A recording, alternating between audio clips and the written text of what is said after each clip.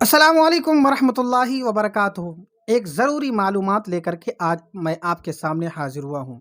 ایک صاحب نے سوال کیا ہے کہ کیا انسانوں کے ساتھ انسانوں کی طرح کچھ جانور بھی ایسے ہیں جو جنت میں جائیں گے؟ ہاں، انسانوں کی طرح کچھ جانور بھی ہیں کہ وہ بھی جنت میں جائیں گے۔ اللہ تعالیٰ نے جنتی مخلوق جیسے حوریں وغیرہ، جنتی مرد، ان کے علاوہ اللہ تعالیٰ نے کچھ جنات اور کچھ انسان کو بنایا ہے جو جنت میں رہیں گے۔ اب انسانوں اور کچھ جناتوں کے علاوہ کیا جنت میں کوئی جانور بھی جا سکتا ہے؟ ہاں، جنت میں کوئی جانور بھی جا سکتا ہے۔ پیارے مصطفیٰ صلی اللہ تعالیٰ علیہ وسلم جس براق پر سوار ہو کر کے مکہ شریف سے بیت المقدس اور پھر سدرۃ المنتہا تک گئے، وہ براق ایسا براق ہے، ایسا جانور ہے کہ جو جنت میں جائے گا۔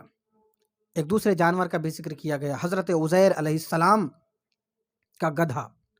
قرآن کریم میں بڑا لمبا واقعہ حضرت عزیر علیہ السلام کا، قرآن کریم میں حضرت عزیر علیہ السلام کا بڑا لمبا واقعہ ہے، تو حضرت عزیر علیہ السلام کا گدھا وہ بھی جنت میں جائے گا۔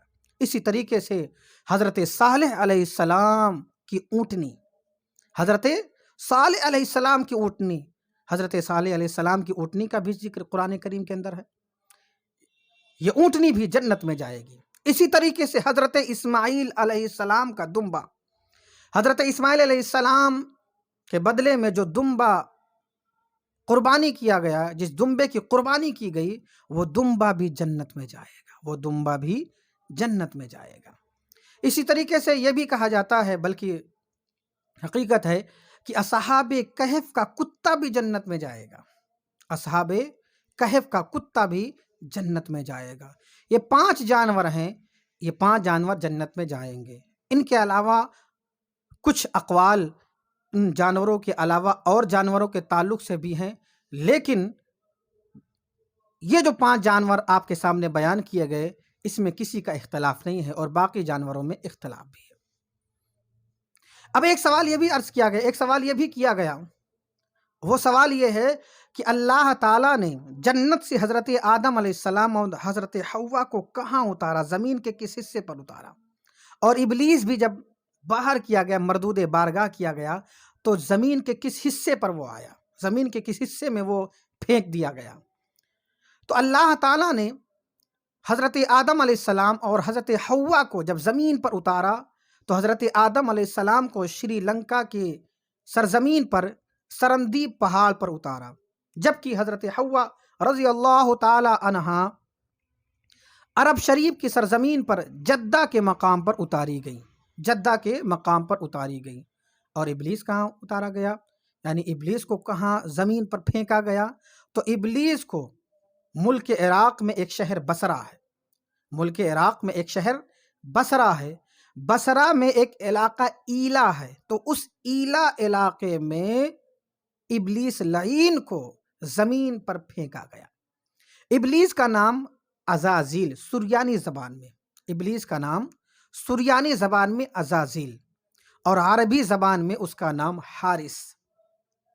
مگر جب ایک پیغمبر کی توہین کی اور پیغمبر کو سجدہ کرنے سے انکار کیا، مردود بارگاہ ہوا، اللہ تعالیٰ کے فرمان کی نافرمانی کی، حکم کی نافرمانی کی، مردود بارگاہ ہوا، تو اس کا نام ابلیس ہوا۔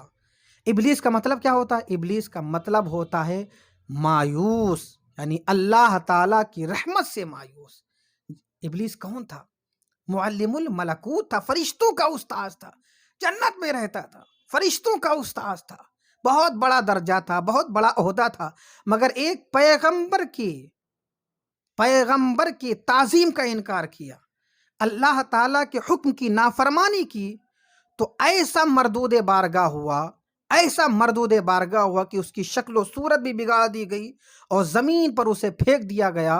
اور یہ تو اس پر عذاب یہ ہے، اور کل میدان محشر میں کیا اس پر عذاب ہوگا، قیامت میں اس پر کیا عذاب ہوگا، اور پھر جہنم کے کس گڈھے میں وہ ڈالا جائے گا، اس کا اندازہ کون لگا سکتا ہے؟